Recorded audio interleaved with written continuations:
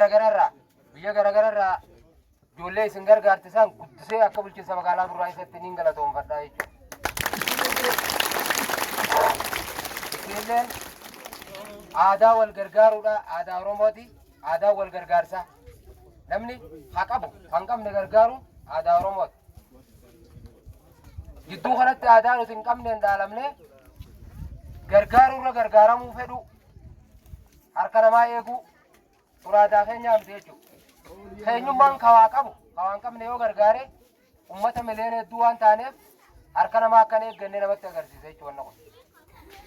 Amma kana qofa osoo hin ta'in nyaata mana barumsaa asirratti duraan dhaabbanni biraa gargaaru san lammii keenyaan gargaaramoo keenya seenna aadaa Buusaa Gonofaa san amma asumarraa eegallee seenna jechuudha. Namni waa gargaaramtan ijoolleen ammoo wanni namni nama gargaaru boru akka nama gargaaru. Inninis akka guddatee nama gargaaru. Akkuma keessummoonni keenya amma ijoollee lamaan asii bakka biraatti osoo baratan ifiifillee harka keessa naqatanii achiillee haala mijjeessanii hanga asitti dhufanii barataa keenya harka daftarra honga'uu qabaa jedhanii kanallee isin cinaa dhaabbachuu keenya nama barate nama akkanaa qabaachuu keenya guddaadhaan galatoomfadhaa isinillee galatoomfadha. Kanatti aansee mana barumsaa yeroo ulbana keessa guutanii yeroo ammoo achi deeme galata lammii isin gargaaree kan akkam balleessine daftara kanallee sirnaan qabachuu qabdan daftara duraan haadhaa fi abbaan keessan isinii bitaniif irra caalaa lammii keessanii isin gargaare waan ta'eef jabeeffachuudha qabdan jechuudha. Murtanii waan hurkaa isaaniirraa isin gargaaraniif bakka agartanitti darbu achitti darbitanii mana barumsarraa hafu hin danda'u jechuudha. Itti gaafatamaa namni maaliif lammiin fi akka boru bayyanatee waa harkuu danda'utti isin gargaare waan ta'eef hedduu galatoomfattanii daftara keessan sirnaan qabachuudhaan isinii dhaama jechuudha. Kanatti aansee maatiin manni barumsaa fuula haarawaan oolmaa daa'immanii kan jennu achirra banamee jira. Gamanattis banamee jira. Sagantaan mana barumsaa keenyaa babal'atee jira. Haadhaa fi abbaan ijoollee tanaatillee ijoolleen sadeen tun barana haa barattu lamaan turaatee isu jedhanii hawallaalatti murteessan akka hin jirre adda baafachuu qabdan jechuudha.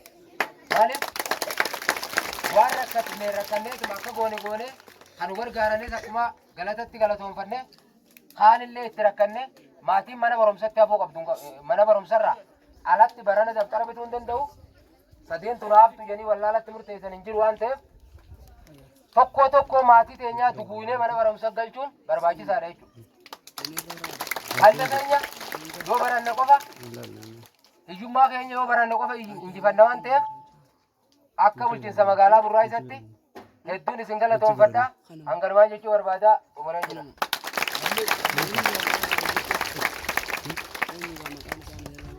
Mee bulchiinsa magaalaa keenyaatiif hamilee baay'ee galatoomuu ergaa bareedaa ta'e isin dabarsee kuni gaamma ergaa guddaa qaba. Kaayyoon amma daftarri kun asitti isin raabsamuuf ijoollee haadhaa fi abbaan isaanii sababa rakkina adda addaatiin daftarri ammaan tana haala qaala'umsa jireenyaa kana wajjin wal qabatee abbootiin ijoollee baay'ee waan qabaniif namni tokko ijoollee baay'ee waan qabuuf ijoollee tana hundaaf daftara bitee mana barumsaa naquu waan hin dandeenyeef kaayyoon guddaan ijoolleen daftara hin qabne sun daftara kana harkattee barnoota isii kana akka hordoftu akka addaan hin murreedha kaayyoon isaa inni guddaan jechuudha.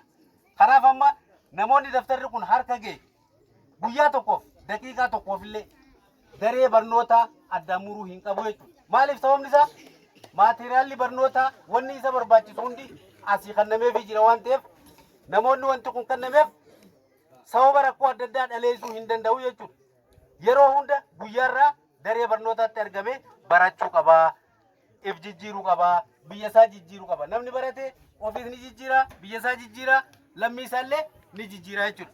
Kanaaf amma ijoolleen teenya tan barattee fi kanneen biyyoota adda addaa keessa jiran isaan baay'ee yeroo tokko mee hamilee harka dhaaf mee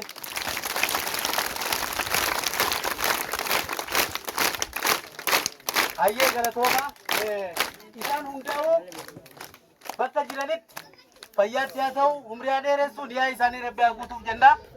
Kanaaf ijoolleen sun namuu garaa keessatti illee taatu du'aa godhuufii qabdan.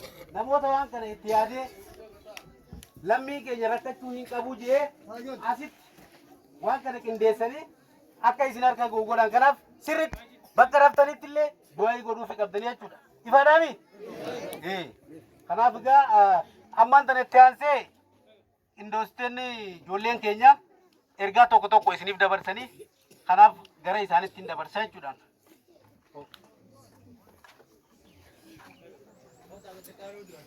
Akkam bultan.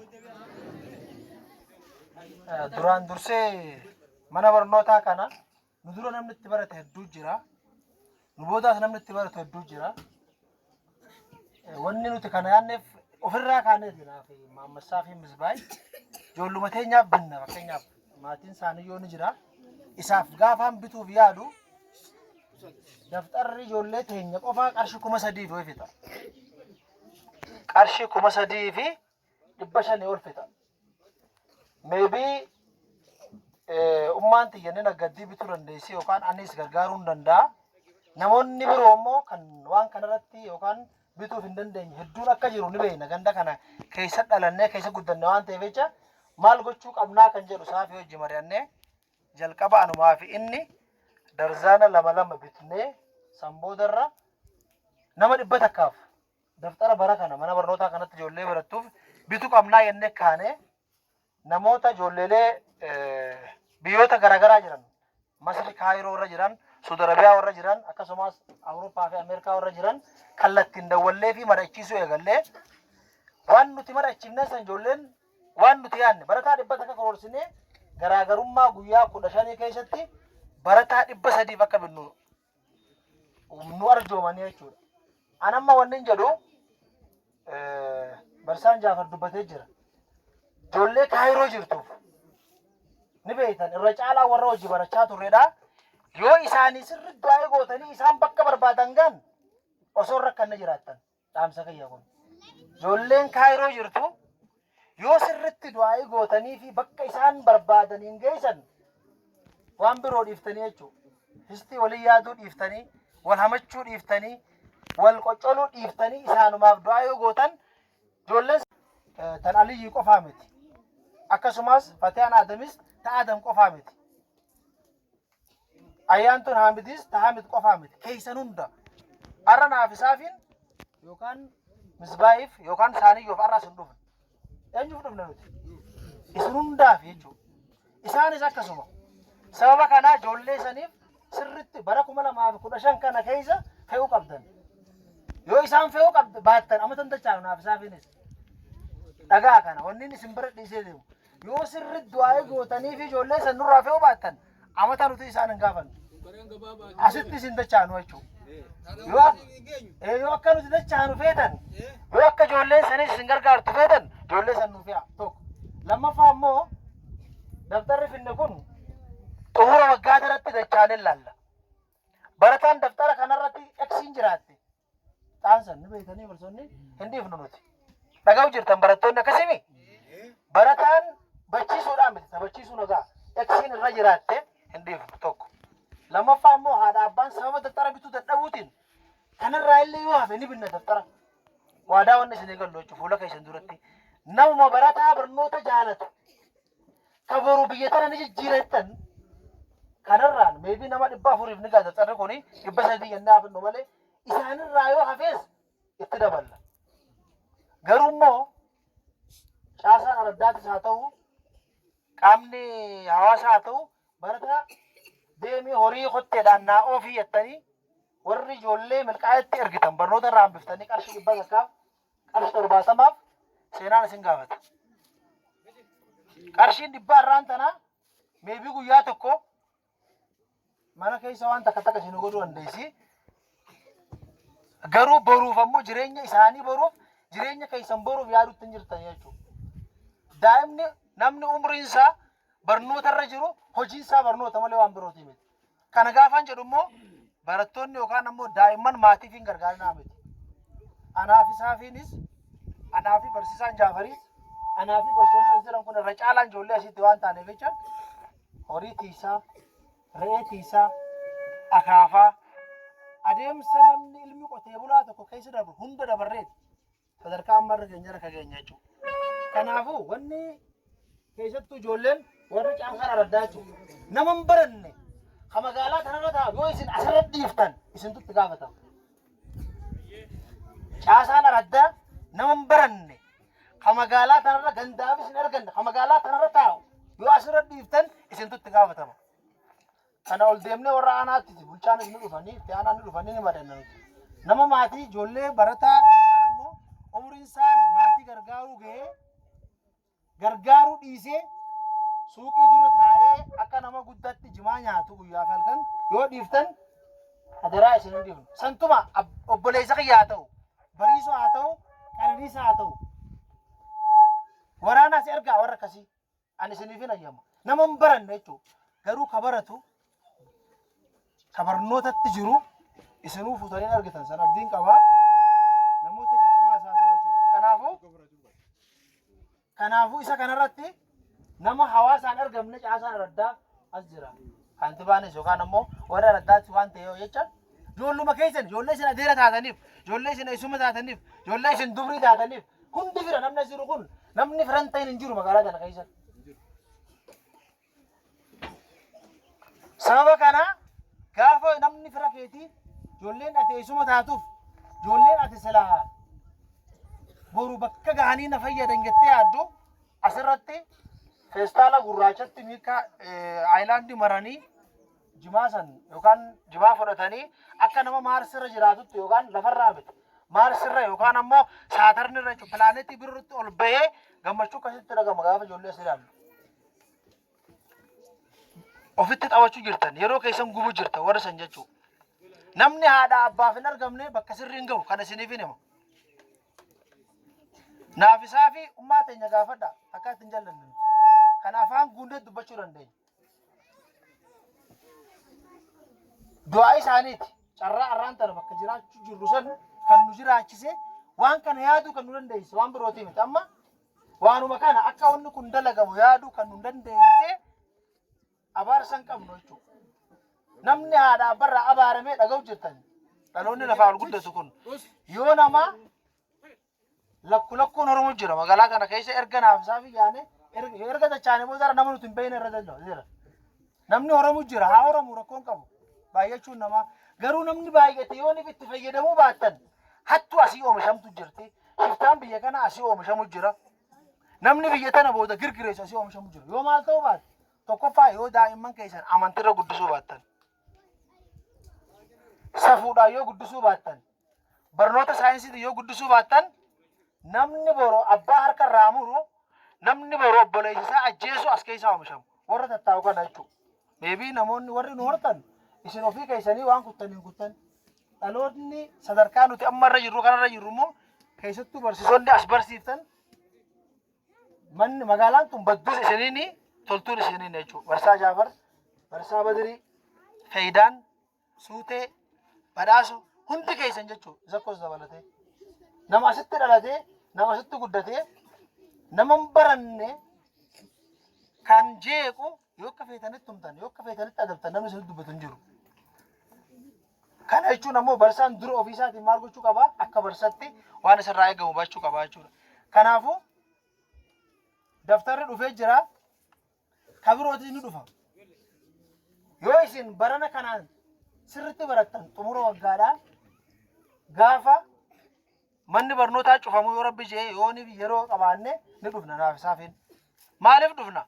Barattoota arra kan hineef kana yookaan ammoo asirratti kan hineef kana warra sadarkaa qabataniif badhaasa addaaf hinnee dhufna. Dhaga'u jirtaniimi? Barattoota arraan tana daftara kana fudhatanii daftara keenya kana osoo hin qisaaseessin seeraan baratanii sadarkaa tokkoffarraa haga sadaffaa seenan badhaasni nuti qopheessinuuf badhaasa addaati. Hin himnu. Badhaasicha amma hin himnu. Badhaasa addaa qopheessineef hinnaaf.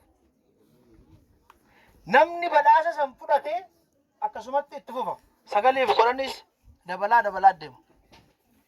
Karoora qabna. Fakkeenyaaf ijoollee kutaa 12 barana fudhattu namni qabxii gaarii galmeesse yoo jiraate carraan nuti kompiitara badhaasuuf qabnu ni jira. warri bararaa meebii qophaa'uu dhabdan warri 11 immoo qophaa'uu dandeessan.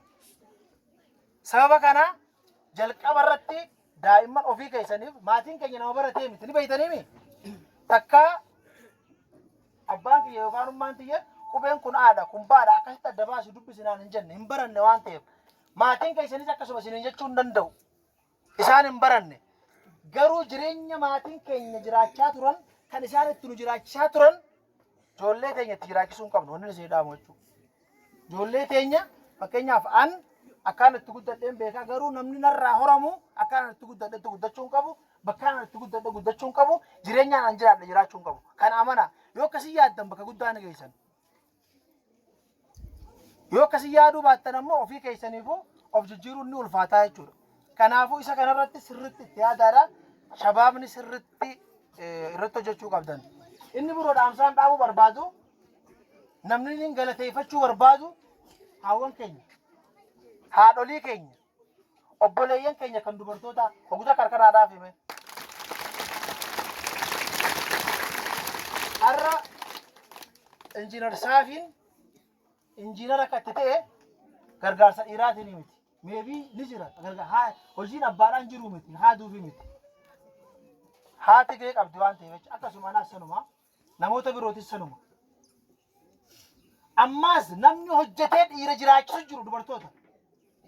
Namni miilaan asii milkaa'ee miilaan asii gaadullo deemee dubartoota jiraachisu dhiira jiraachisu jiru dubartoota.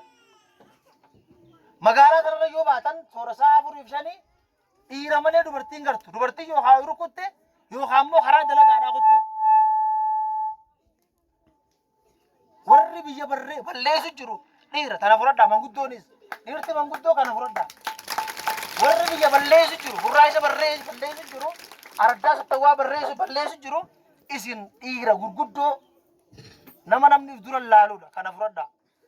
Yoo isin fakkeenyaaf an asirra taa'ee deemi ilma kiyyaan ooyiruu dhaqe oonjee haa akkamitta hin ta'u ifii dura dheeyitee achi yoo jiraatte ni dhufa. Achitti ni dhufa ofii isaatiif jechuudha. Kanaafuu isa kanarratti sirriitti warri dhiiraatti yaada dhaloota akkatti hortan kana namoota akkatti heddummeessitan kana itti yaadutti hin jirtan dubartoota qofaatti cinqamu jira. Haawwan qofaatti cinqamu jira. Warri dhiiraa akkanaan waan jannata harkattanii sanatti hin fakkaattan. Maaliif haqa dubartootaa zallamu jirtan? Akka amantii islaamaatti dubartiin mana keessatti hojii dirqama qabdi malee deemtee naggaduu rabbiin hin jabne. Hin dhaamnes ergamaan nagaa biraa hunda sattaa jiraatu. Garuu dhiirti teessee waan jimaa, waan sijaaraa, uffata gaafa haati manaa itti yaaddu sheemedha. Kana yaada tokkoffaa jechuudha warra dhiiraa. Lammaffaa immoo dubartoonni akka taatan warra dubartoota warra heeruma jaarsa eela jirtan hojii jiraadha. Rabbi isin irraa jijjiiru. Warri heerumin ammoo yoo gabrummaa akka warri keenya itti jiru kana barbaaddan malee baradhaa. Gabrummaa ummaan teessan ummaan tiyya itti jirtu yoo barbaaddan malee baradhaa. Dubartoonni dhaga'u jirtaniimi? Dubartoonni dhaga'u jirtan yoo gabrummaa akka maatiin keenya yookaan haadholiin keenya yookaan haawwan keenya keessa jiru kana gabroomuu barbaaddan ilmoota akka duuda ba'attanii hojjaa matarra kaayyattanii qoraan harka mirga qabattanii wadaala harree kan nama bubbutu bitaan qabattanii yoo lafarra bubbutamuu barbaaddan hin baratinaadha yeruma. Yoo akka namatti immoo dhiqannee jireenya bareedaa nama nu deeggaru yookaan sarraatanyaa qaaxarannee nuti jechuun yeroo hunda hojii kee dhayitee deebitee gammaddee jiraachuu barbaadde baradhu. Yoo akkas ta'uu baatte immoo jireenya haadholiin keenya jireenya ummaaleen teenya jiraachaa jiran kana yoo jiraachuu barbaaddan heeruma. Dhaga'u jirtanii heeruma yoo akkas ta'u taate yoo san ta'uu baatte immoo barnoota keessan baradhaa. Namni baratee fi namni baratiin wal qixaa miti. Lafa kanarratti illee rabbiin biratti illee wal qixaa miti jechuudha. Kanaafuu warri dhiiraa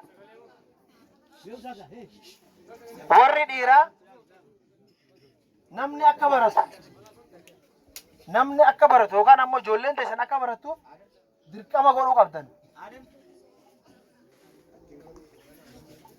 dirqamsiisuu qabdan. Namni dhuguma ijoolleen tun mi'a barnootaan beeytu, leecalloon beeytu, wanni isiin barbaaddu har'a waan ittiin busufaa yookaan waan xixiqqaan bitattu qofa. Kanaafuu yoo maatiin dirqisiise ni baratti, yoo maatiin ammoo hin dirqisiisin hin barattu. Amma barsiisota kalee hojjaasaa turre. Maatiitu kunarraan kana horii jala na haa deemu, kunarra immoo waan akkanaa na haa godhu ishee barnoota irraa hambisan haa nyan barsoonni. Maatiin akkas ijoolleen jirtan ati irra duutee jirta.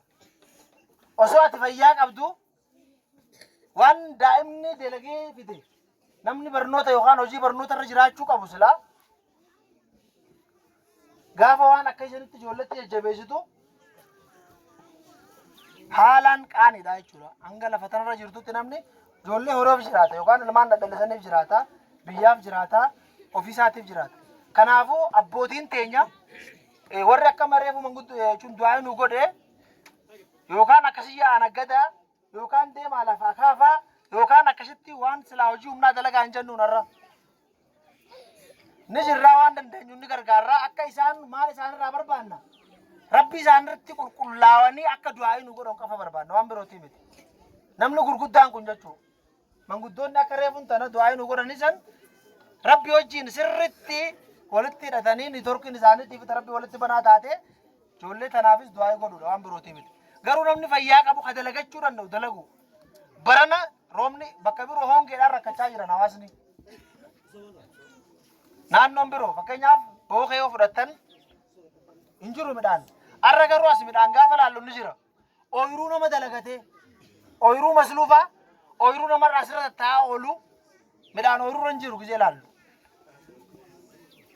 An akka fayyatti silaan kaantibaa ta'ee milishaan dalagannes milishaan godhu. Anarra silaan kaantibaa ta'e jechuudha. Maaliif seeta? Masluufni nama hoogganuun hiikkaan qabu. Biyya guutuu masluufa isaa waan ta'eef jecha. Nama dalagatu. Daqiiqaa boqonnaa qabutti deemee ooyiruu isaa maatii isaa laalu. Namni araddaas tajaajiluu qabu. Namni magaalaa kanaas tajaajiluu qabu. Akka fayyatti jechuudha. Hamsaan kana dhaga'uu qaba waan ta'eef jecha. Nama ofiifuu ooyiruu isaan dalaganne nama sirriin taane hooggansa irratti yookaan ammoo bakka garii gariitti walitti qabachuun biyya tana kuffisuudha waan ta'eef jecha. Kanaafuu isa kanarratti caasaanis itti yaaduu qabdi. Mana barnootaa kana to'adhaa kottaa lallaalaa itti dhufaa. Ijoollee keessan hordofaame an abbaa kiyya wanni galata galchuuf nin sodaadha. Yoo nin an akka tasaa asirraa hafe nan dhiisu. Ni yaadata asitti gaaf tokko kumaara taphannee barsiisaan margaan nu yaame ana magarsaa amira sanii ol jiraate ibsaa Adam ijoollee hedduudha. Isaa asii ol deemu yaamanii as jidduutti jechuudha. Hoggu sadi nu dhee hoggu sadeen sanuu miira nu murtee ture. Erga gaafa sanii kumaaratti hin deebinan. Yoo akkasitti hordoftan yookaan yoo akkasitti amma itti deddeebitan maatii keessan ijoollee keessan laaltan ijoolleen asirraa hin fagaatu. Yoo isin bahii kootu jettaniin kan isin hin hordofne ijoolleen nama ta'uu hin dandeessu jechuudha. Kanaafuu isa kanarratti itti yaaduu danda'uu qabdan. Ifduuba deebuu danda'uu qabdan. Maalirra jirraa nuti? Har'a namni ilmaan heddummaate magaalaa kanarra yoo hin baranne tokkoffaa hattuu heddummaata, lammaffaa shiftaa heddummaata. Osoo har'a carraa harkannee naaf isaafin biyya tana bulchine namni boru nu jeequ eenyu? Eenyu namni boru nu jeequ? Ilmaanuma as jiru kana kan baratin kana nama birootiin carraa osoo harkannee jechuudha. Namni hattuu ta'u, namni shiftaa ta'u, namni biyya tana jeequ as keessaa horomaa jechuudha. Yoo maal ta'uu qabaate yoo barnoota barachuu baate barnoota jechuun lachuuti. Barnoota amantaatis saayinsiidhaas jechuudha. Kanaafuu isa kanarratti sirriitti itti yaada. Har'a xiqqoo meebii ijoolleen nu boodaan dhufaa jiran ni jiran. Fakkeenyaaf Firoomsaa Yuunivarsiitii jira. Boleesii Maammissaafii ni jiranii. Samiiroon ni jira. Mee laallu warri xixiqqaan kun nagartaniimi? Naargu jirtaniimi? Nama jallaa fakkeenyaan godhatina. Dhaga'u jirtaniimi? Nama jallaa fakkeenyaan godhatina. Nama maqaa ceelaa fakkeenya godha maaliifi addunyaa irratti illee bakka hin taane si dhaaba. Akhiratti illee ibidda keessa si dhaaba. nama qaceelaa qofa fakkeenya fudhadhaa. Wanni ni siidhaamu lammaffaa immoo daldaltanii tujjaaruu ni barbaadaniimi. Abbaa qabeenya ta'uu ni feetaniimi. Baradhaa. Wanni barataniif ijoolluma asirraa naggatee booda kana eegalte ilaala ijoollee xiqqoo. Baduruma Aadamii fi badhaasa Maxammee fa'aa ilaala. Yoo xiqqaate kutaa 10 fixan. Waan dalagan tirfiin hammamii kasaaraan hammamii hammatee tokko yookaan ammoo yoo maal dalagee adda na baasaa xiinxaluu danda'anii lammaffaa ammoo namoota baratan jedhanii yaadan haasofsiisan maal osoo hin dalagee akkamitti haala kanaan waan kana ta'utti jira akkamii ni gaafatan nama barata. Qabeenya gurguddaa sorachuun ni danda'ama jechuudha. Kanaafuu isin yookaan namuma asirra jiru kana nama asirraa waa qabu nama wayituu ansilaan matooruma takka bitadhee raadiyoon jechuun wanti miimoorii sana itti kaayyadhee isuma san qofa oofee waa takka addunyaa irraa barbaadu nama jira. Samiiroo natti himee ture. Amma matoora oofuun miimoorii keessa kaayyattee saniin bashannanaa miti. Hin garre bashannana waan ta'eef jecha. Namni kamitti akka jiraatu hin garre waan ta'eef jecha san si gammachiifti malee osoo makiinaa akkaan bareeddu asitti si kannanii hin fudhattu ture. Ol siquu barbaadda. Kanaafuu yoo hin barannu jettanis irraa dhageeffadha. Yoo hin barannu jettanis ba'aa burraa isaa tanarraa ol siqaa ba'aa gurguddoo baadhadhaa dhageessanii dhaga'u jirtaniimi magaalaa akka Finfinneedhaa Adaamatti ol siqaadhaa. Gaaf tokko carraa isinirraa dabruu ni qabdi achitti. Asitti immoo yoo baattan jimaan ni bitte sijaaraa ni bitti sana jechuun waan takka isin hin bittu. Guyyaa arbaa qofa jirti waan ta'eef jecha. Kanaafuu waa hunda dura garuu maalidhaa barnoota. Barnoota barachuun waa hunda jijjiiruu danda'a waan ta'eef jecha. Kanaafuu isa kanarratti ijoollee Kaayiroo jirtu yookaan warra Kaayiroodhaa. Oguuta kanaaf galatoonfadhaadha. Du'aa isinaa godhaaf hammilee naa kannaaf ijoollee Kaayiroo warra Kaayiroo jiru. Jalqaba karoorri keenya qarshii 79 kan isaan gaafanne ijoollee tanaa. Garuu qarshiin isaan nuuf arjooman qarshii 200 oli. Qarshii 200 oli. Allahu akbar. Ijoollee tanaaf du'aa isin nu godhaadha nuuf galatoonfadhaa. Akkasumas warri Suudi Arabiyaa jirus gaafa ijoollee mari'achiisnu namoonni akka Gaaddisa Abdulaliim warra Suudi Arabiyaa jiran jechuudha. Waan nuti jenne qarshii daftara darzaan takka bitaa nu jenneen garuu maallaqa qarshii 34 ol nu ergan isaan namni tokko jechuudha. Isaaniifis sirriitti du'aa nu godhaadhaan nuuf galatoonfadhaa. Akkasumas obsaan Kazaaliitii fi Afrikaanis almost waliin beeknu ijoollee tana online irra wal barree itti dhiyaannee gaafa kallattiin dawwallee fi yaada kana itti himnu nama hamma feetan karoorfadhaadha. Waan guurrattan guurradhaadha. Waan isinirraa hafe naa isin itti guutaa jiran. Hanga fedhallee haa ta'u. Kanaafuu hedduun galatoonfadhaadha. Jalqaba kan nuti yaannee turre mana barnootaa kana almost magaaluma tanaa fi ganda abbaatii fi asuma waa xiqqoo ture. Gaafa teenyee ilaallu immoo daayivarsiitiin jiraachuu qaba yookaan ammoo bakka hunda ga'uu qaba jennee ganda abbaa abdurraa hanga warri barreessitan hanga ganda raareetti barreeffamee jira. Kaafaan laalu jechuudha. Dhidhiibamis hin hafne meebii yeroo barreessan dogoggorri uumamuu danda'a wanni nuuf kolchuu dandeessan. Nama nutiin kun ni beektanii ilmi namaa maal dogoggoroodha. Gaafa waa hojjetu namni hojjetu maal godhaa ni dogoggora. Meebii kanaafuu nama nuti keessa hambisne yookaan ammoo ijoollee yeroo barreessitu keessa hambiste jiraachuu danda'a. Nutti mufatina. Namni san hamaa yoo ta'e badri qunnamaadhaa badri nu dawwalu. Rakkoon qabu. Ofii keenyaa yooniif kan maallaqni jiru dhumes ofii keenyaa binnee nama ijoolleen isaa barachuu barbaaddu ni binnaaf waan ta'eef jecha. Nuti kana goonu qarshii qabaate saafiin qarshii qabaateetii miti. Buqbaan qarshii qabaateetii miti. Garuu sammuu yaadduu qabnarra. Sammuu ofiifis yaaddee daa'imaaf yaaduu dandeessu ni qabna. Qarshiin ni dhufti. Maallaqni maalidhaa ni dhufa. Maa eenyu fida? Sammuu fida waan ta'eef jecha. Qarshii 200 naaf saafina isaa fuuna sana. yaannee karoorsine osoo ijoolleen dubbisuu baannee hin jiru ture maallaqni kun. Kana caalaas maal jette ijoolleen yoo sirriitti isaan du'aa godhan yoo isaan wal dararuu isaanii san amala isaanii san dhiisan cinqii isaanii san yoo isaan dhiisan namoota keenya rakkatanis adda nu baasaa jedhanii jiran. Namoota mana keessatti nyaachuudhaaf rakkisan yookaan rakkatanis adda nu baasaa jedhan. Yoo isaan maal ta'an yoo isaan wal jaalatan yoo isaan amala isaanii san dhiisan. Sababa kana walitti isti yaadu wal qoccolu akka walirra jiruun yookaan ammoo akka walirra caasatti dhiyaatuun waliin caasaan akka wal miitu yookaan caasaan namaatutti dhaqee itti mataa hojii raawwatti waan ta'eef jecha warri dhaqee waa itti himatu sanis waliif obsaa. Lammaffaa immoo ofuma hawaasummaa keessatti wal cinquu fi wal dararuu san yoo dhiiftan namni keenya osoo rakkanne ammata baranaatii miti. Kaayyoon isaanii yookaan kaayyoon naa fi inni saafin illee jalqaba eegalle waldaa sirrii dhaabuudha. Kan namni asii baratee faayidaanii fi Jaafaris qarshii xiqqoo itti dabalatan. Kan warri biyya garaagaraa jirus itti buusu kan hawaasa keenya kan rakkatee itti gargaaru. Sanii miti garuu rakkataa qofa gargaaruu miti kaayyoon keenya.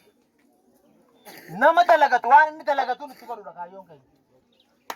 Nama dalagatu akka inni dalagatu waan inni dalagatu waan baranne irratti barsiisaa leengisaa waan inni ittiin hojjetu san ammoo maallaqa ijoollee walitti qabduun liqeessaa fi erga dalagatee waan akka deebisu akkasitti akka inni of ijaaraa deemu gochuudha malee amatarraa akkuma nama qamadii sharaan sanuu deegamee ture deebitaniif ijaartan malee akkasumatti akka kadhatu yookaan ammoo akkuma achi dhaabbatuuf miti kaayyoon.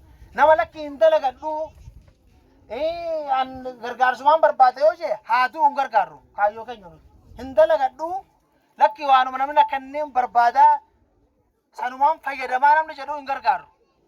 Ijoollee jalaa fuune ijoolleen haa barattu yookaan ijoolleen aanaa inni akka fedhaa ta'u.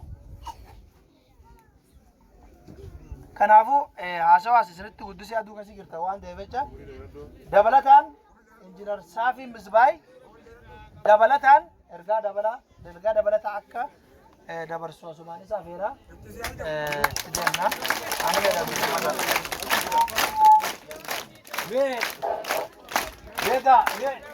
Ayyee galatooma ijoolleen tun gaadhee eeggattumaa asitti dhalatte akkuma amma ijoollee amma xixiqqoo asii gallaalluu tana ture ijoolleen tun.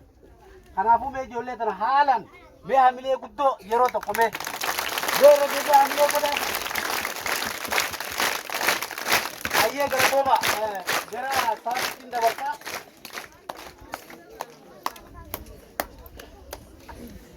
Akkam bultan amaan isaati obboleeyyiin keenya gaafa kubaan waan dubbatamuu qabu hunda fixee jira beektaa uummata akka hunan bisnee garuu waan takka lamaan dubbachuu barbaade.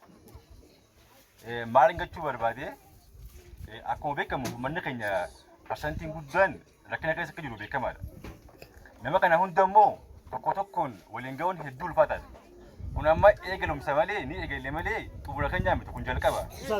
Garuu akka nama jalqabaa tokkotti akka nama jalqaba amman tana eegalu tokkotti akkuma inni dubbate dogoggoruu mala namni irraanfatame jiraachuu mala. Kanaaf namni hamaan kan irraanfatame akka tasaa kan irraanfatame yoo jiraate keessaan waa qunnamanii rakkoon qabu itti dabalaan. Kameraa immoo waa'ee barumsaa irratti yeroo ammaa kanatti namni baranne bu'aa tokko illee hin qabu. Bu'uma takka hin qabu. Nama biraatiif bu'aa buusuu dhiisi ofuma isaatiifuu bu'aa waan buusu hin qabu jechuudha. Kanaaf daa'imman keenya warri ammaan tana lafaa dhufaa jirtan kun barumsa keessa irratti xiyyeeffachuu qabdanii isin jaa.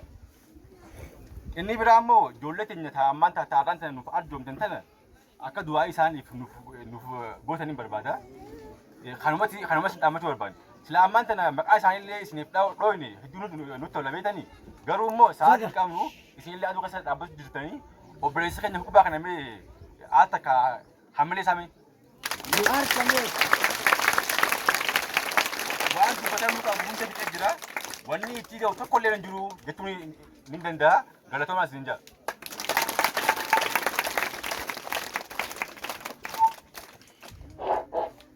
Hayyee dhageessanii mee ergaa dabree jiru. Namni hojiirra oolchu eenyu? Isin jechuudha. isin warri hojii rool kanaaf kaayyoon guddaan wanni kun asitti gaggeeffamee farraan tana daftarri kun maaliif eegsii qabaachuun qabu jee biree funtan eegsii qabaachuu hin qabu jechuun isaa barataa cimee halkanii guyyaa barnoota isaa hordofuu qabaadha.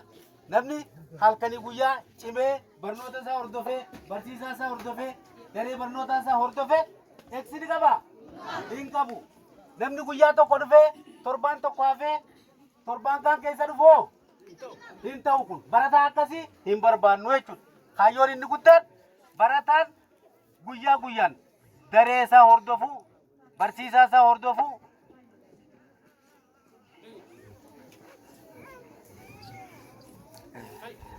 kanaaf daftara isaa hordofuu guyyaa guyyaan barsiisaa isaa hordofuu maatii isaatti wajjin wal qunnamuu keessattuu wanni nuti amala godhanne ijoolleen asii dhageeffadha. Gorsa baay'ee isin kan dhiteerti. Wanni isin amala godhattan maatii keessan biraa mana barumsaa dheedhe jettanii baatanii osoo mana barumsaa hin gahin giiroorra ooluu ala kanatti hin jiru ijoolleen akkasii. Barataa akkasii hin keessummeessinu jechuudha. Bari jijjiiramee jira amma ijoollee. Bara jala jijjiirama yeroo jala jijjiirama amma fakkeenyaaf ijoolleen teenya tun kun injiinaraa. Kanaaf ijoolleen tun asumatti baratan manuma barumsaa kanatti barataniiti adeemanii sadarkaa gurguddaa kanarra ga'anii amma immoo sadarkaa gurguddaa irra ga'an kanarraa daa'imman keenya kan ugatii kana deeggaruu qabnaa jedhanii itti yaadanii namoota daftara bitatee barachuu hin dandeenye barsiisuu qabnaa jedhanii itti yaadanii gama keessan gad dhufuun waan barataniif osoo baratiin kana ni godhanii kanaafuu isinilleen laffaatii isaanii dana balleessuu hin qabdanii jechuudha.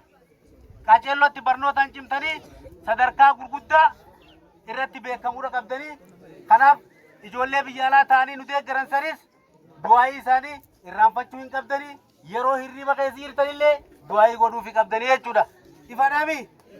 Kanaafuu al tokkomee akkuma waliigalaatti namoota achiin arjoomanii fi namoota waan kana qindeessanii asiin nuu ga'anis isinillee mataa keessanillee waliin yeroo tokko hamilee nuu kennaa.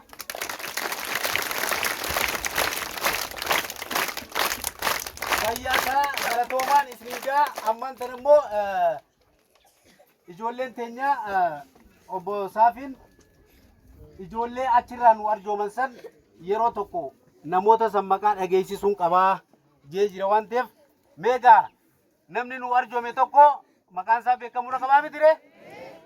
Kanaafuu isinillee kanarratti hundootanii du'aa gootan waan ta'eef sirriitti na dhageeffadhaan isin jaa gara isaatiin dabarsa.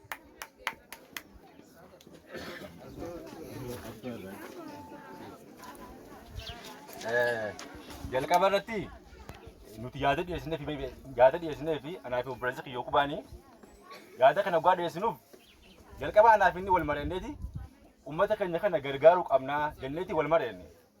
Hoggaanni na bira dhufu wal mari'annee rakkoo uummata keenya kana irratti wal mari'anne. Yoo maal goone uummata keenya kana rakkoo kana keessaa baasuu dandeenya jennee wal mari'anne. Sana booda anaa fi inni irra walii galleeti waan dandeenyuun jalqaba anumaa fi ati arjoomneeti nama rabbiin garaan uraaffise akka arjooman itti himnaa warruma barate warruma barsootuma keenya kanallee jajjaan takka isaan dirqama gooneeti warra akka afan diifaa warra akka obsaafaa warra mas keessaa ba'an kana qofa jajjaan takka isaan irratti dirqama taasisneeti irraa guurra jenneeti jalqaba lafaa kaane. Sanaan booda ijoollee keenya taajjibtu jiran mariisifne maaliifi isaan hiriyoota keenya wal beeynalleedha akkasuma baay'een isaanii warroota kutaa 10 xumuranii asii deeman waan ta'aniif nama hubatanii saniif jalqaba isaan filannee isaan mariisifne akkuma isaan mariisifneen yaada bareedaadhaan nuuf fiddanii galatoomaadhaa inumaa nama akkana gahee nu gaafatu dhabne hagammaatii nama mataa walitti nu qabu dhabne jedhanii isaanis yaada kana nurraa fudhatanii tola nuun jedhan. Sanaan booda nutilleen ofumarraa eegalleeti waan dandeenye dazzaan lama of qabne. Dazzaan lama akkuma if qabneeni isaan illee maashaallah jedhanii yaada keenya isaan fudhatanii itti fufan. Kanaaf warri jalqaba waan kana eegale ijoollee kaayiroote jechuudha ka'umsi. Ijoolleen Saawudiis ni jiranii akkasuma warri Awurooppaa jiranillee keessatti hirmaatanii jiran. Garuu immoo akka ka'umsa warri akka ka'umsatti warri waan kana eegale warri jalqabe ijoollee kaayirooti haata kamii ijoollee kaayiroo sana galateeffadhaame. galatoomaa dha iddoo galatoomaa. Kanaaf ammaan tana warroottan waan kana nu arjoomaniin tartiibaan maqaa isaanii isin fidhaa. Jalqaba irratti ofumaaf ni arjoome gaa namni tokko meeqa dhugisee waa arjoomu jalqaba matuma fidhaa eegalaa mere akkasumas naanaa fi obboleessa Yaaqubaanis jalqaba ofumarraa eegalle. Darajaa lama kumaaf dhibba sadii kumaaf dhibba sadii itti qabne. Itti aansuudhaan aaddee isaa qarshii 3,000 aanti taajuu 2,000 barsiiftuu ilmii 3,000 sassaabduu aliyyi kan ummata keenya warra hongee isin baasure nama cimaa buraas qabdu nama tokko jechuun ni danda'a sassaabduu aliyyi yeroo dabrees ummata keenya hongeedhaan daramaa jiraniif qarshii 10,000 arjoomte asumaan akka du'aa gootaniif hin barbaada. Sassaabduu aliyyi 3,350 Dinati Adam 2,000 Saaruu Najiib 1,000 Hayaati Ahmad 1,000 Badri Hussein warra fuugii inni 500 Badri Ahmad Ali 500 Iskandar Jaabir 1,000 Fatiyaa Adam 4,000 Iskandar Shaam 2,000 Badhaasaa Fureezii 500 Gaaddisa Abdu'Eliim inni warra Suudii irraa 34,800 akkasuma Dambal Siraaj qarshii 1,000 Abdul Jawaad Ali 2,000 Obsaa Hazaalii 32,000 inni Awurooppaa irraa Haji Ilmii 1,000 Raalaa Ammanuur 3,000 Leencoo Isaar 2,000 Gaaddisaa Adam 1,000 Nuurii Mahamad Aliyyi 4,000 Taajuu Haji Ibrahim 10,400 Ziyaadoo Fureezii 9,750 Lammii Isaanii 3,000 Iftuu Mahamad Haaruun 2,000 Naziifaa Adam 2,000 Hayaatii Ibrahim Ali 2,000 Caalii Mahamad Haaruun 4,000 Ruuziyaa Ahmad Abdii 4,300 Saartuu Saaqib 4,000 Harar Urgee 2,000 Leensaa Ahmad Ali 2,000 Ibsituu Jamaal 2,000 Fu'aadoo Shukurii 500 Aalukee tokkos biyya keessaa arshi 1,000 kan nuqannee maqaa isaa kadhamuun barbaanne Toofaa Hakimaa Toofaa beekanii Toofaan illee ijoollee isaa keessaa hafuun qabu jee arshi 1,000 kan nu arjoome.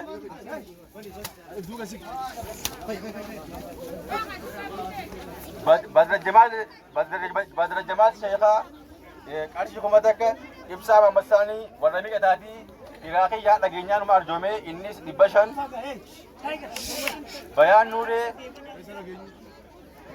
Nuuree qarshii 1,000 Ammi Abdallaa 5,000 Saadam Safwaan 5,320 akkasumatti Mahamad Idris qarshii 5,000 Ayyaantuu Haamid qarshii 2,000 Mahammad Yuusuf 8,000 Fu'aad Mahammad 1,000 Faaxumaa Khaliil riyaala 200 isiin nu arjoomte Ramzi Ahmad 5,000 Magarsaa Alii Abdullaa 1,000 Caaltuu Mahamad Ammee 4,000 Iskandar Yuusuf 1,000 Iskusha Jamal 500 Shubbee Shamsuddin 10,400 Faariyaa Shaab 4,000 Haafizaa Ahmad 2,000 Iftuu Abuu 3,000 Mahammad Sheekaallee 20,000 of arjoome Ibnu Qabeenyini 20,000 Afrikaan Taajuu 24,600 jala kana hundaa'u gaa du'aayee teessan isinirraa barbaadanii marsaa itti aantu akka sirriitti ijoollee keenya gargaaranii deeggarsa hunda nu taasisaniif du'aayin keessan baay'ee murteessaadha waan ta'eef du'aayee teessan akka bira dhaabbatanii isin jaa galatooma.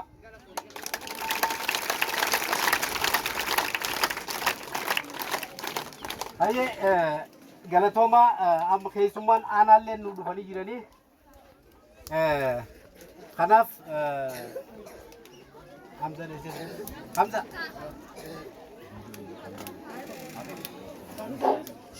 Usaza Usa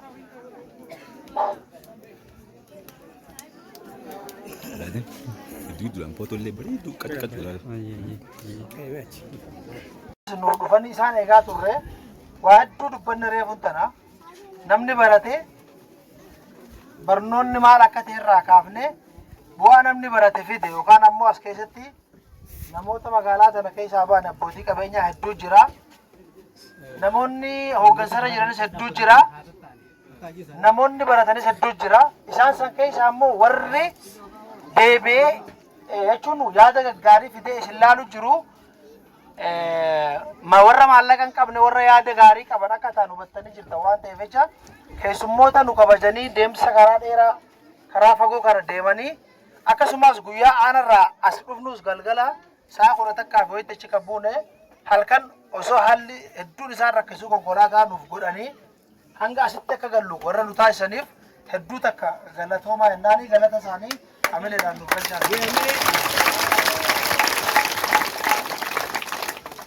Keessattuu gaafa warra godinaanaaf isaafin makiinaa gaafannee turre yoo nuuf kennitan malee konkolaataa isiniif kenninu yoo daftara kana nuuf kennitan malee konkolaataa maqaa mana barnootaa tokko qofan kenninu jedhanii garuu barsiisaa keenya kan ture itti gaafatamaa waajjira barnootaa aanaa keenyaa kan ta'e Mahammad Abdallaa dawwallee gaafa gaafannu yoo rakkattanis isiniin gargaaraa maallaquma keessaniin fidaa bakka kaayyoo ganama manaa baataniif saniin galmaan nu gaaje hedduu gorsa irraa fudhanne isaas meebii as jiraachuu baatanis hedduu galatoomechuu ni qaba barbaannaa hedduu nu galatoomfadha.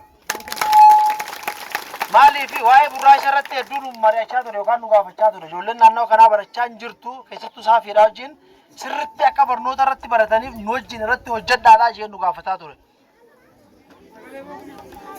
Kanaafuu isa kanarratti hedduu takka akka nuti barannu yookaan ammoo ijoolleen asii akka barattu barbaadanii isa qofaa miti. Obbo Ayyalaanis hedduu nama barnoota irratti xiyyeeffata yookaan ammoo barnoota ijoollee aanaa kanaa jijjiiruuf warra hidhatee lafaa ka'e waan ta'eef jecha yoo isin barachuudhaaf yookaan ammoo ijoollee keessan barsiisuuf fedhii hin qabne isaan kan qabaatan yookaan hojiin isaanii bu'aa qabaatu. Hojiin isaanii bu'aa akka qabaattu namoonni nu caalan akka as keessaa bahaniif hojjechuu jiranii isinis wajji hojjedhaa jechuun barbaada. Kanaafuu itti aansee kan haasawaa fi ergaa baga gammadanii nu jiru obbo Ayyalaadha. Bulchaa Ayyalaa.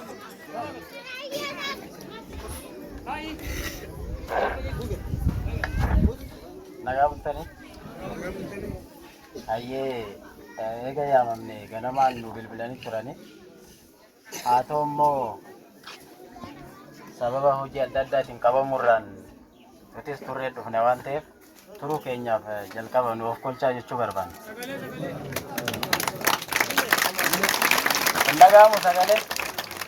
Ni dhaga'amaa miti? Waan turreef nu of kolchaa jen hojiitu nu qabee. Ayyee kanatti aansee egaa namni hin baranne mirgaa fi dirqama isaa addaan baafatee hin beeku. Mirga isaatiifis mirga saba isaatiifis eenyummaa isaatiifis qabsaa'uudhaaf qabsoon nuti goonu beekumsaan deeggaramuutu irra jiraata. Beekumsi immoo bakki irraa argamu mana barumsaati jechuudha. Mana barumsaa kana seenanii warreen barachuu danda'anis ni jirani. Warreen immoo sababa daftaraa fi qalama dhabuurraan kan ka'e barachuu hin dandeenyes ni jira jechuudha.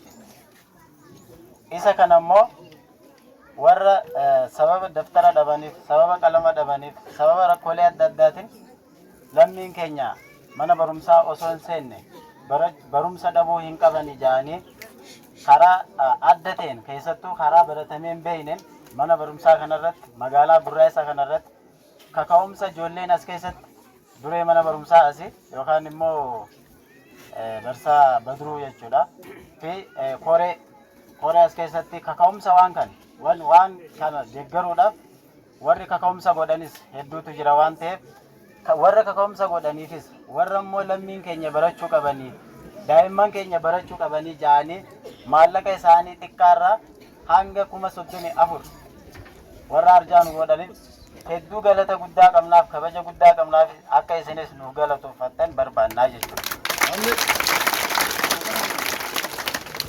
Maaliif har'aan tana magaalaa Burraasaa fi naannawa ishee wajjin wal qabatee warreen asitti baratanii yookaan osoo hin barataniis haa ta'u karaa adda addaatiin qabeenya horataniis haa ta'u namni waan qabu qofaa miti.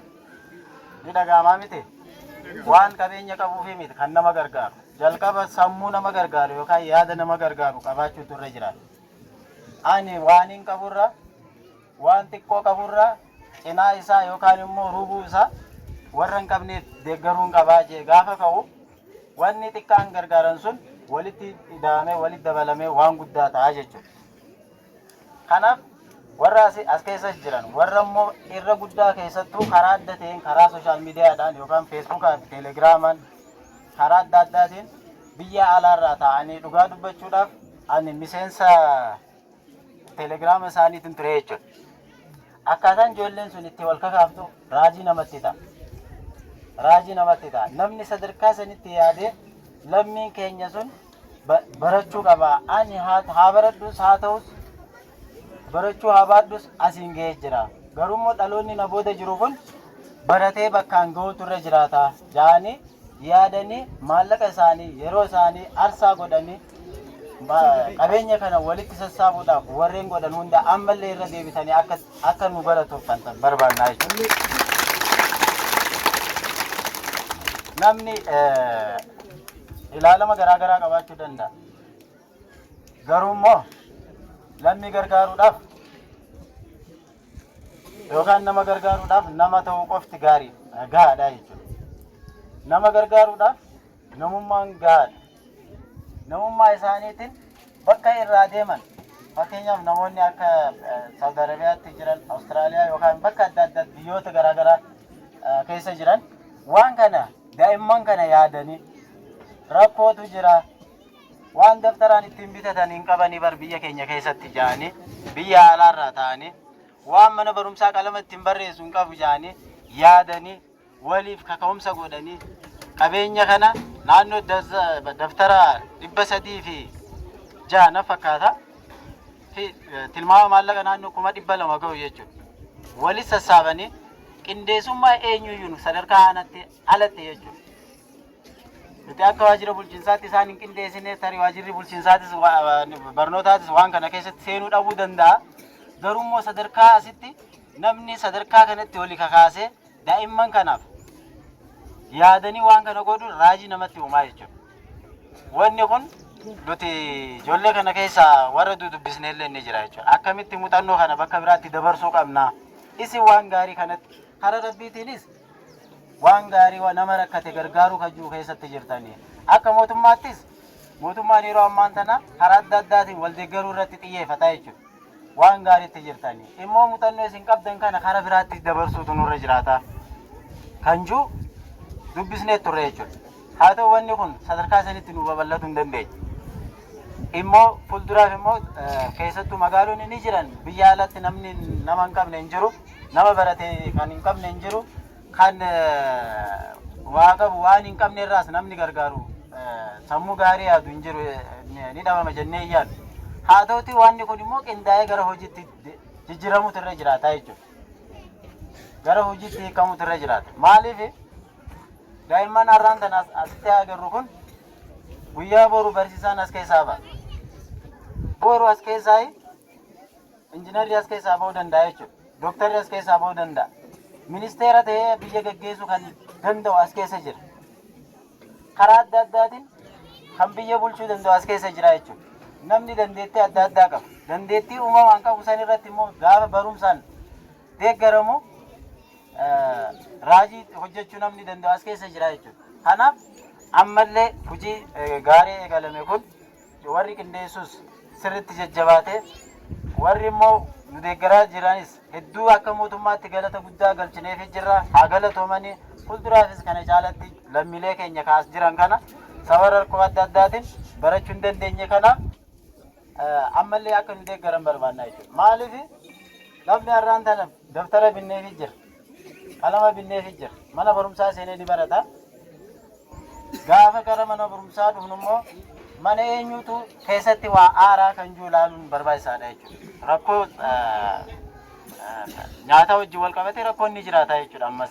Maaliif akkuma beekamu wanni karaa sababa hongeetiin wal qabatee uummanni keenya hanga ammaatti midhaan isaanii sadarkaa baalatti jira jechuudha. Ijoolleen kun daftara kana qabatanii qalama qabatanii waan uffatanis dhabuu danda'an gargaaruu qabna ammallee. Waan nyaatanis rakkachuu danda'an. Sadarkaa mana barumsaatti akkam goone ijoolleen kun nyaata nyaattee asumatti barachuu dandeesse. Ijoolleen qaamni daftaraa fi qalaman har'aan tana nu arjoome kun fuulduraafis namni waa kadhatu naaf ga'an jiru. Kadhatee argatee san harkatti qabatee kan biraa irratti barbaada waan ta'eef biyya alaarraa biyyoonni alaa warra sadarkaa mana barumsaatti nyaata nu gargaaraa turan rakkoo juuntaan sababa Oromoon biyyattii tana gaggeesse qofaaf jibbinsa Oromoo irraa qaban qofaaf deeggarsa adda addaa nurraa kutanii jiranii jechuudha. Kutanii waan jiraniif eenyummaa keenya immoo qoonqoon dabarsuun caala irraa yoo nutummaan ka qabu kan qabneef addaan hiratee fuuldura itti fufsiifne boru ifni biraa nu dhufuu danda'a waan ta'eef akkam goonetti waan ammaan dura mana barumsaatti nyaanni nyaatamaa ture sun amma wanni sun waan dhabameef ijoolleen keenya mana barumsaa irraa hafuun qabdu waan ta'eef akkam goonee barattoota kana nyaachisnee asumatti barsiisuu dandeenya kajuu ammas namootuma nu keessaa ba'anii waa qabanii fi waan qabne qabnaa jechuudha. Risoorsiin guddaan yookaan qabeenyi guddaan nuti qabnu humna namaati jechuudha. Nama kana qabna ammatti nama qabna waan ta'eef kanaaf akkam goonee ijoolleen mana barumsaa kana keessatti nyaata nyaattee haa barattu kajuu ammas takka jenneetti yaadutu nu barbaachisaa jechuudha. Eenyuuf illee hin dhifnu ammas kana. Maaliif sababa nyaataatiin barataan tokko yoo garaan isaa duwwaa ta'e waan barsiisaan isaan jiru akkamitti dhaga'uu danda'a? Dhaga'uu danda'a? Hin danda'u. Ni beelaa jechuudha. Beela isaa dhaggeeffata malee waan barumsa barsiisaan isaa barsiisu hin dhaggeeffatu. Waan barsiisaan isaan barsiisu san yoo hin dhagahin boruuf lammii gaarii yookaan lammii baratee humna qabuuf beekumsa qabu biyya kanaaf oomishuuf rakkoodha waan ta'eef isa kanas irratti yaadnee ammallee warra as jirtan kun ijoollee keessantu nu gargaare obboleeyyan keessantu nu gargaare isintu nu gargaare waan ta'eef ammas akkam goonee nyaata kana nu gargaaruu dandeessanii nu gargaaruu danda'anii kanju sirritti itti yaadutu nu gaafata waan ta'eef obboleeyyan ammaan dura nu deeggartan daftara kana nu kennitan alama kana nu kennitan nyaata barataatis akka nu biraan nu geessan barbaannaa jechuudha. Namni kun ijoollee kana keessa kamtu qursii nyaatee dhufee hin beeynu amma nuti. Kamtu osoo nyaatiin dhufee hin beeynu jechuudha. Rakkoo hammaataatu jira. Egaa rakkoo isinitti qaruudhaaf hin dhufne garuu immoo waan nuti boru nu mudatu immoo arraan tana ka argannu argannee irratti waa kadhachuutu nu gaafata waan ta'eef isa kanas nu hubattanii warra qindeessaa turtanis ammallee irra deebitanii akka nu qindeessitanii fi akka bulchiinsa aanaatti hojii isin raajii hojjettan kana hedduu isinitti boonnee jirra hedduu isinitti gammannee jirra galatoomaa jechuu barbaannaa jechuudha. Kanaaf isinitti hin baay'isu daftarri kun gaa ijoollee as keessaatii fi naannoo kanatti gaafa lammii jennu kan milkaa'ee jirus lammii keenya jechuudha. Kagaadulla jirus lammii keenya kaas jirus lammii keenya. Asitti qofa ijoollee teenya gargaarree barsiifannee ka'achi jirus roon baratin sirriin ta'uu waan ta'eef sadarkaa sanitti akkamitti waan muuxannoo as jiru kana babal'isuu dandeenyaa kan jiru irratti wanni nu gammachise tokko ammas sadarkaa godinatti daftara kana yoo asin nu kennitan malee konkolaataa isinitti hin kenninu hajoo ejjennoon isin fudhattan hedduu nama gammachiisaa jechuudha. Silaa kallattumaan nurratti silkii dhohitanii daftara ciroo geenyee jirra bitannee jirra konkolaataa nu gargaara isin haaluu jettan yeruma sanitti battalumatti konkolaataa isin ergine daftara kana isin gargaaruu dandeenya ture jechuudha. Nuti amma ka dhageenyaan amma akka nama tokkotti bitamuu isaa quban qaba hedduu hirmaannaa godhuu ni quban qaba sirriitti hin beeka garuu immoo eega daftarri macharatti ga'e waan burraasatti geejjibnuu hin dhabne waan juu nu ga'e jechuudha. Waan ciroo irraa ittiin finnu dhabne silaa nu jettaniif isin gargaara waan xiqqaadha jechuudha wanni akkanaa kun waan xiqqaadha. Maaliif fakkeenyaaf nuti boobaa yoo itti gunneedha boobaa liitira 50 yoo itti gunne ciroo ga'ee nu dhufuu danda'a.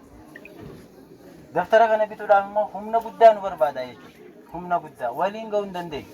Kanaaf rakkoolee akkanaa kana gaafa isin mudatu nu ni jirra waan jirru waan isin gargaaruu dandeenyu ni gargaarra. Barataa dila kanaaf yoo akkam xiqqaate barataa 85 oli aanaan kun barsiisuu deemu bara kana. Barataa 85 oli daftara bituu hin dandeenyu akka mootummaattis yoo wal gargaarre garuu namni tokko barataa tokkoof darzana tokko bituu numa danda'a jechuudha. Waan ta'eef isa akkasii sana akka mootummaatti nutti ulfaachuu danda'a. Immoo waan akkanaa kana konkolaataa isin deeggaruun hin dadhabnu fuulduraaf nu gaafachuu danda'utu irra jiraata wal gargaarree lammiilee boru biyyattii tana fuuldura ceesisuu danda'u saba kanaaf dhaabbachuu danda'u beekumsaan dhagaadhaan osoo hin taane wacaafaan osoo hin taane beekumsaan qalamaa fi waraqaadhaan biyyattii tana fuuldura ceesisuu danda'u. Uumuutu nurra jiraataa kan jiru isinii dabarsuun barbaada. Waan na dhaggeeffattaniif hedduu galatooma. Tole, baga gammadaniin jaa. Ani baay'een gammade guyyaarra. Waan nuti hin yaadne waan guddaadha. Dhalattoonni gurra isaa fi naannoo ishee daftara darzanaa 306 akkasumas qalama isin gartan kana guututti lammii keenyaaf cinaa dhaabbannaa gaafa rakkoonu malee nama biraan qabanii jechuudhaan isin cinaa dhaabbatanii jiran nuti baay'ee isin gammannee jirra. Galatooma ulfaadhaa. Kana itti aansuudhaan waan ani dabarsuu barbaadu itti aanaan bulchaa aanaa Daaroo Labuu obbo Ayyalaan baay'ee isinitti himee jira waa'ee dhimma barnoota wajjin wal qabate. Keessattuu bara kana nyaata wajjin wal qabate barawwan adda addaa keessatti WFP fi emergency feeding asitti uummata kana gargaaraa ture jechuudha. Sababa lolaa juntaa wajjin wal qabate mootummoonni gamtoomanii illees harka isaanii kaafatanii jiran yeroo ammaa nu gargaaran jiran. Kana waan ta'eef amma warri daftaraa nu gargaaran qofa osoo hin ta'in uummanni araddaa gurraa isaa fi naannoo ishee hundumtu barana karoora tokko gabbu'ee jira jechuudha sadarkaa gandatti. Maaliif nyaata barattoota kana akka deeggartan namni midhaan qabu midhaani ka maallaqaa qabu maallaqaani bara kanaa numaatu isaan danda'a jechuudha. Kana waan ta'eef carrumaa kanaan gamanumaan gara keessan dhaamsaa dabarsuun barbaada. Galatooma ulfaadhaa waan qophaana qabee malee jechuudha.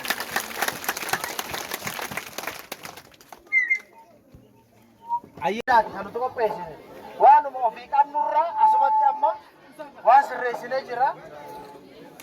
Allahu akbar. Bulchaan itti aanaanis asumatti nu dabalee jira. Badhaasa kan isa nu wayyeessee jira. Sadarkaa badhaasaa fooyyeessee jira. Allahu akbar. Asumatti akkasumattis kaantibaanis itti dabalee jira wayyeessee jira.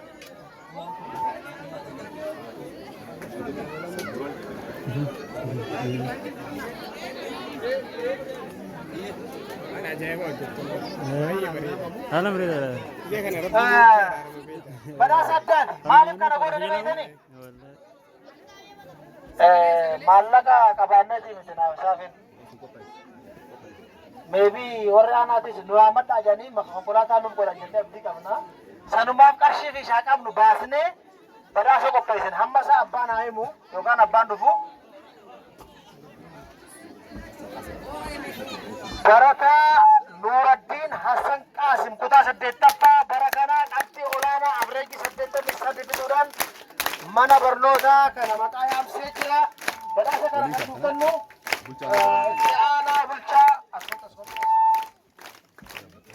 itti aanaa bulchaa aanaa keenyaati. Badhaasa asitti badhaasa addaati. Abanamu. Kun kuduraa kun abanamu. Bani lakkaa agarsiis. Bani lakkaa. Qarshii 1000. Allahu akbar. Qarshii 1000. Yoo xiqqaatee yuunifoormii kophaa takka ni bitti. Akkasii?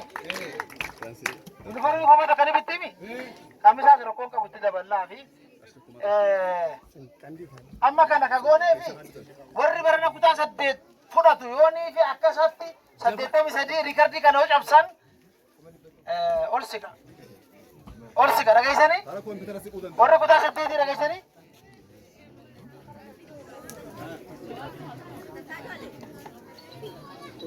Okey, taasise badhaasa asasumaan kan daftaraa isaanuu kennu.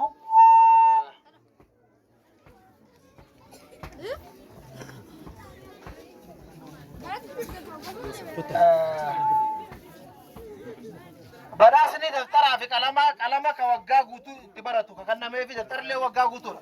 Allahu akbar. Misbala toonfadha yookaan namni jabaatee yeroo isaa harkatee billoonni qaramee taa'u gaafa waan muru fi muru isin gaggeessan rakkoon qabu. Maatii keessan hin darartan. Kanaafuu kabajaamu.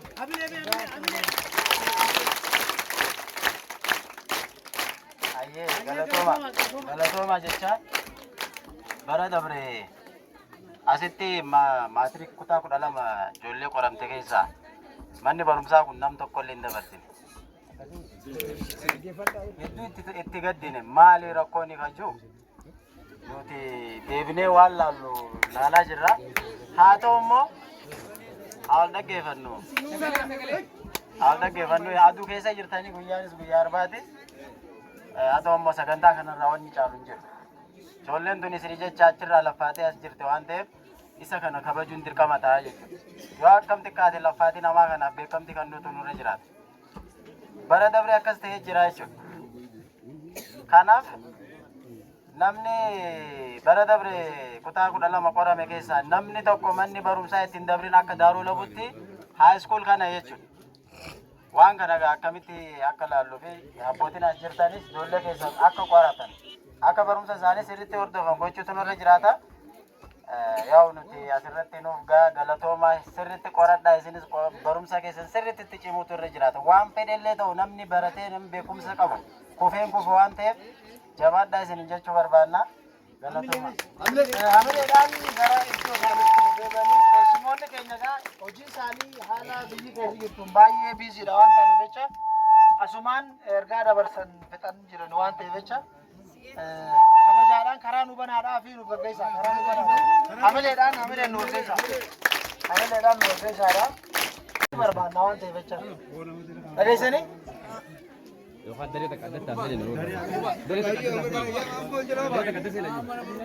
warri fudhattan